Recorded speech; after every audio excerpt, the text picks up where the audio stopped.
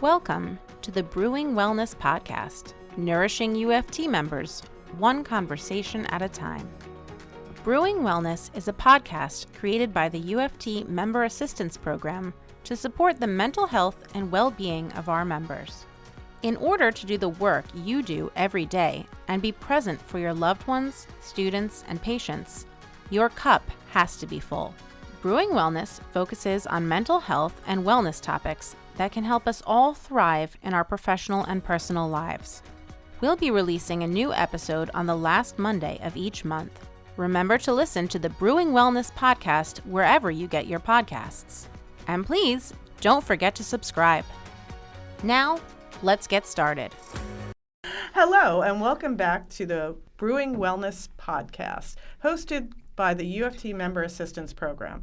My name is Cindy Jeffis, and I'm the Marketing Director at the UFT. Today I'm joined with Dr. Gail Brightwell, a school psychologist.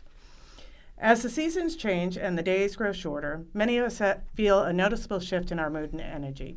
But for some, it's more than just a passing feeling. It's seasonal affective disorder, or SAD.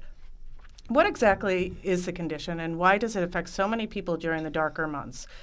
How does it impact our mental health, and what steps can we take to cope with it? Today we are diving deep into the realities of seasonal affective disorder. What is it, how does it show up, and how can we care for ourselves to get through it all? Let's unpack this really important topic. Before we get started though, Gail, how are you doing today? I'm doing great. I'm a little nervous. It's my first time doing a podcast and looking forward to the holiday break. And how are you doing?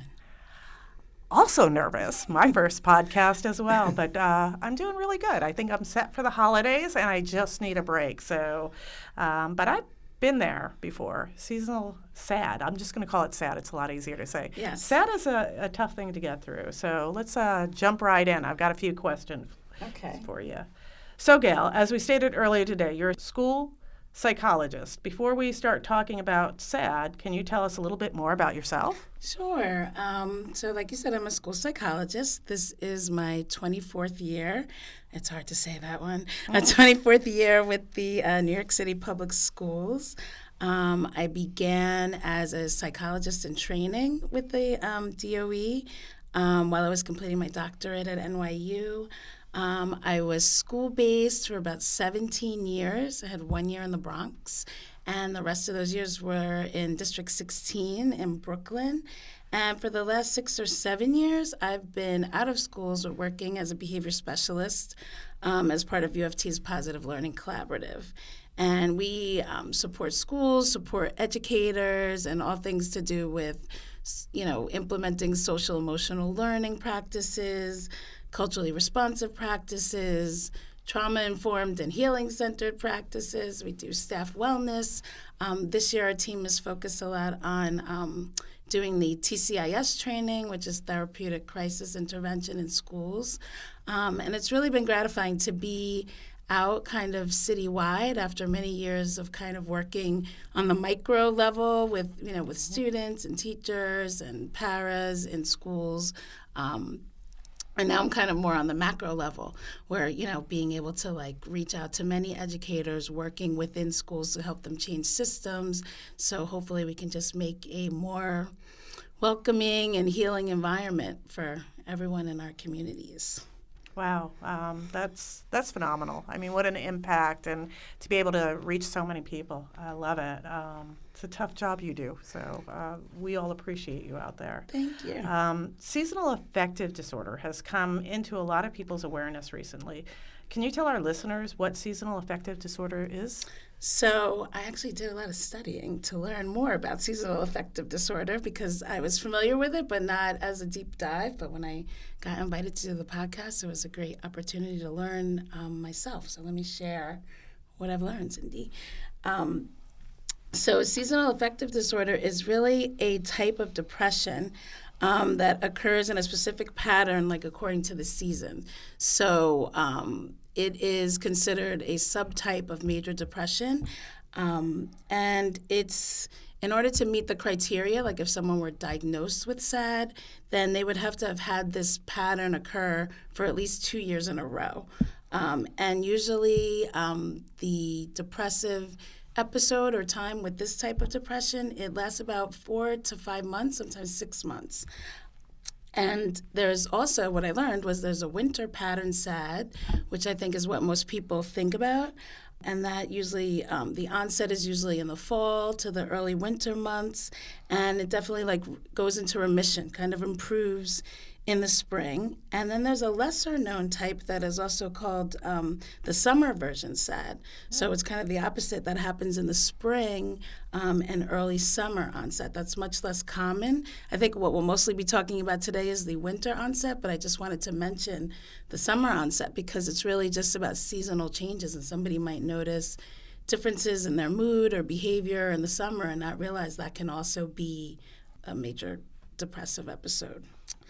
As I said, it's considered major depression with seasonal changes, and what makes it different from a typical major depression is that onset and that remission, that pattern that happens, although the symptoms are often the same. We'll talk about the symptoms a little bit later.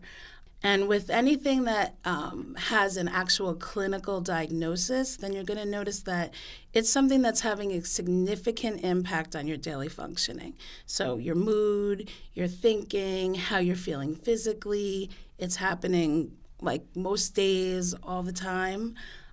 So it's different from something that we might call like the winter blues or the holiday blues. It's really something that's affecting your functioning. SAD affects about 5% of Americans, which translates to potentially millions of people. Some people don't even realize that they're having SAD. They might find this pattern, but also because of the remission, like how it goes away, some people aren't really aware that this is happening for them, so they're not always getting treatment. Women are 4 times more likely to develop SAD, and it often begins in young adulthood, but it can also be seen in children and adolescents. Let's see, what else? Facts. It's more common in people that live farther north. So places like here, New York, like the Northeast, New England, and we're talking about the United States here, New England, Alaska. In the West, Pacific Northwest, it's less common further south, in places like Florida or Texas, for example. And what causes it is that it's usually linked to changes in the amount of daylight at different times of the year. So whenever there's a change in daylight, it affects our internal clock, or what they call your circadian rhythm, which in turn has an effect on how much melatonin is produced, which is a hormone that sometimes people take it to help them sleep, but melatonin produces more in the winter, so that can affect, feelings of fatigue and things like that. And then it also affects a neurotransmitter called serotonin that affects our happiness. Kind of sometimes people call it the happiness chemical in your brain, but it also affects your mood, your learning, memory. It does play a role in regulating digestion and your appetite. And in having less daylight actually affects the amount of serotonin that's produced. So you can see how all those things can be linked and kind of, potentially cause, feelings of depression, mood disorders. And then there's also vitamin D deficiency. So some people have a significant vitamin D deficiency, and that can be a cause. So the research doesn't show a direct cause, but usually it's kind of some combination of those things: the circadian rhythm, the serotonin levels, the melatonin levels, and vitamin D levels. Wow, that was amazing. I can relate a lot to what you said because I lived in Arizona for a good part of my life, and about 1999, 2000, I moved back to New York, and those first years were so tough. I couldn't understand why around the holidays or before the holidays, everything started to get, I started to go numb, and I'd be very sad. I didn't know what was going on. I don't know if I would be called clinically diagnosed with SAD, but over time I realized that it was the change in the season, and it was when things were getting dark and I had less daylight. So over the years, for me personally, I've tried to find some more outdoor time, things like that to help build it. I feel like I've gone past it because it's been so many years, but it probably took me a good 10 years to really feel back to myself during this time of year. I can't imagine people going through this and they don't recognize this trigger because, again, it would go away as soon as the sun started shining. So I celebrate solstice every year, by the way, because I know that's the end of the darkness and the beginning of the light again. And it's just an amazing feeling for me. That's what kind of my goal is every year, is to get to solstice, because it's going to be, I get a minute more each day. So it's a pretty amazing time period for me. But let's get back and get the listeners learning more. So what might this look like in someone experiencing? What are the signs and symptoms that someone should be looking for?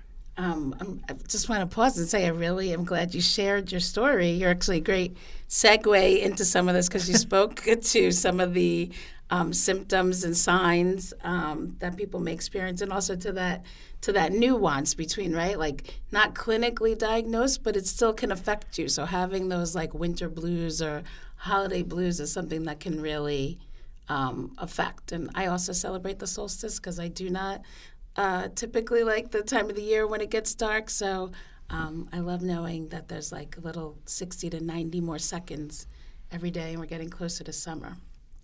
But to speak about what people may experience with SAD, so if we're talking about that winter pattern depression, then they are going to have the same symptoms of like major depression.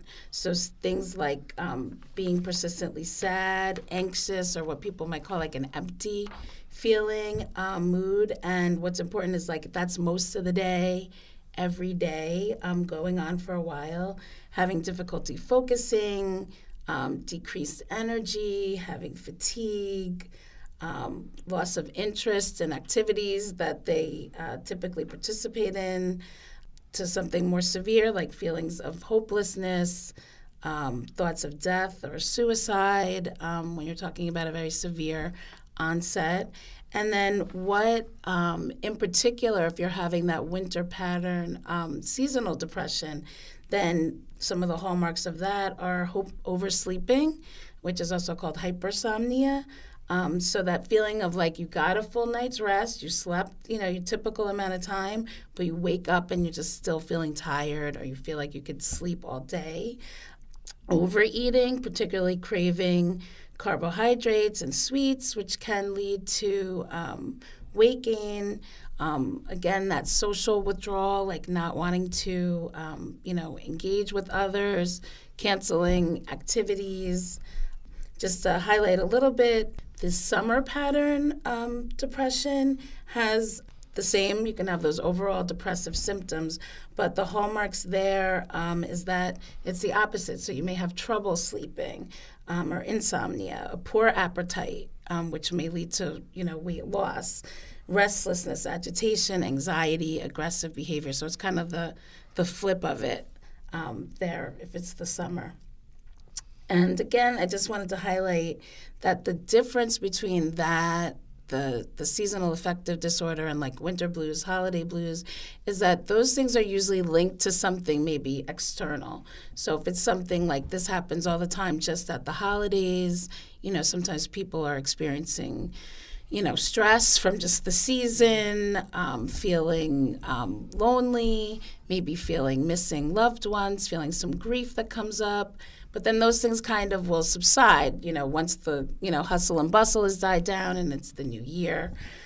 And then even with like kind of what you were describing, like those winter blues, it affects functioning, but not to the point where it's like every single day for 4 or 5, 6 months straight.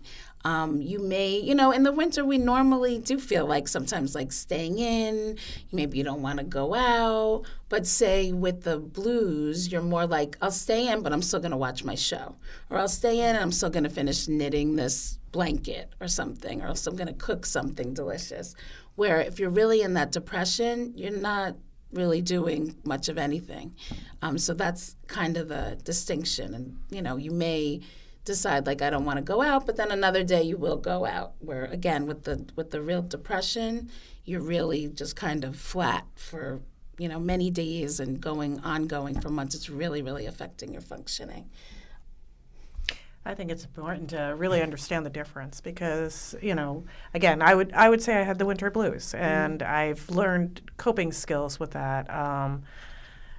And I've also had family members that have dealt with serious depression, and it's really important to be aware in yourself and the people around you of how to deal with that. So, it's a life or death situation in some instances. Yes. And I wanted to ask you, what should we do if we suspect someone we love or ourselves of having this disorder? Well, you really want to see a healthcare provider or a mental health provider. It's really a very treatable condition. But like I said earlier, because the symptoms tend to kind of wax and wane, they actually subside. Some people don't kind of seek treatment, or even in your case, you might have sought out. It took you a while to kind of figure out what's going on. So if you start to notice the pattern, then definitely check in. And even if you already have a mental health provider, or that's the route you choose to go, and they can definitely, diagnose you, a psychologist can diagnose. I recommend still checking in with also a medical provider just to rule out any physical causes, because there are some physical conditions or medical conditions that can mimic this. So you want to kind of rule that out. That's also a place where you may be tested to see if there is a vitamin D deficiency, which is something that can impact it. So I recommend both avenues. But if you only have one, you only have your internist or your family doctor, family medicine, and you approach them, they should be able to, at least help you, along with the process. So just don't ignore it is the thing we need to know. All right. So are there anything we can do to help cope or manage this, the negative feelings associated with the changes in the season? Well, for people who are diagnosed, I'll just go over some of the common treatments, and then also some things that we might just do at home if we're kind of experiencing those winter blues or holiday blues. So in terms of actual treatment, the common treatments are, one is light therapy. So people have a special lamp, but you can actually order, they're special, but you can order them on Amazon. I think they have them at Costco. And these are lamps that emit a bright light that kind of mimics sunlight, and they also take out the UV rays out of that light. So you're really just getting this light. And it mimics kind of a bright sunny day. I think it has something I think it's called 10,000 lux, which I had to look up and see what's 10,000 lux. And that is, like I said, mimics a very bright sunny day if you were outside, where, say, a well-lit office has about 500. So, and then a home, you might have 300 to 500, so just to get a sense.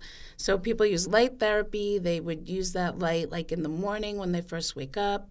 And so they do that, and they find that treatment can be very effective for some people and kind of take away the symptoms, which feeds into that theory about it has to do with the daylight and how that's affecting, our hormones, our neurotransmitters. There's also cognitive behavioral therapy, which is evidence-based, and that's really focused on identifying and changing negative thought patterns and behaviors. With this condition, it would kind of focus on how are you thinking about the winter? You're this is the worst thing, I hate the winter, it's going to be terrible, it's happening again. What is your self-talk? Kind of challenging some of those thoughts. And then behaviorally, a clinician might work with someone on okay, so what are you going to do this week? You're going to go out and see your friends, like you said, who's going to kind of hold them accountable and help them to sort of push past a little bit of that impulse to just isolate. Because sometimes just having those social interactions or participating in activity can kind of boost someone's mood, even though you don't feel like it. So that's something that you might work on. And then there's use of antidepressants. Some people will take medication that can help alleviate some symptoms. And then again with the vitamin D supplements, if it's determined that there's a deficiency. So some people may do all of those things if they're diagnosed. Some people may do one or two of them, some combination. But those are the typical treatments if you're diagnosed. In terms of things, and these are some of the things you mentioned when you were talking about your own story, in terms of like things you can do in general, spending more time outside, getting, like I said, we can get our own little light therapy. Some people have them at their desks, or they have clocks, like alarm clocks now that kind of mimic I sunrise. have one of those. I've had it for 10 years, actually. I was an earlier adapter on that one, and they're amazing. Great. See? I love that. I love that you're here because you're showing your proof that these things work. I think I need to get one of those, actually. You do. Everybody does. I'm going to put it on my Christmas They're very list. cheap now. They were very expensive at one point. You can get them pretty expensive on Amazon. Okay, that's great. I'm going to get one of those. Movement, exercise if you're able. It doesn't have to be strenuous, but just kind of doing some kind of movement that you find enjoyable. That can be a combo, like if you're tending to feel like you're withdrawing and you're like part of a class or something like that, you can kind of get the social aspect and the movement aspect. People can do mindfulness techniques, relaxation, yoga, things that just kind of generally help relieve stress. And then again, like I was speaking about, kind of noticing your own self-talk.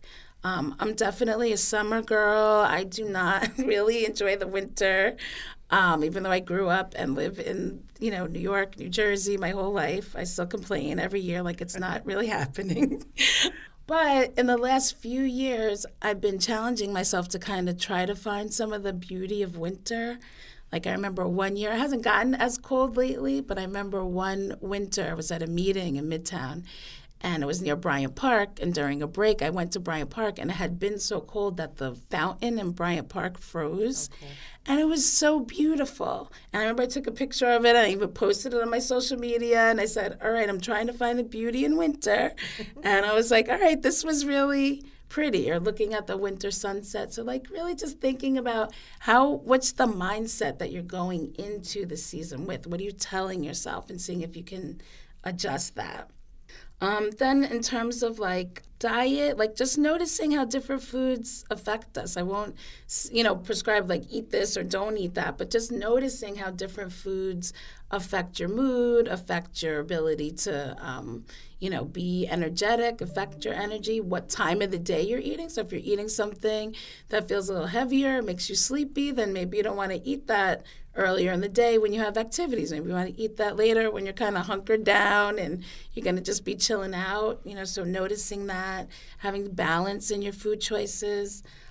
And then also, like we talked about, paying attention to the patterns and noticing, when you might need to seek help, noticing that, this seems to be going into a territory that's more than just the holiday blues or the winter blues, or like, wow, this happened last year, this is happening again, it's really affecting my functioning, I hardly can get out of bed, I come straight home from work and I'm back in the bed, things like that. Those definitely, if you're feeling hopeless, if you start feeling, thoughts of death or suicide, definitely, calling 911, calling 988, which is the National Suicide Hotline.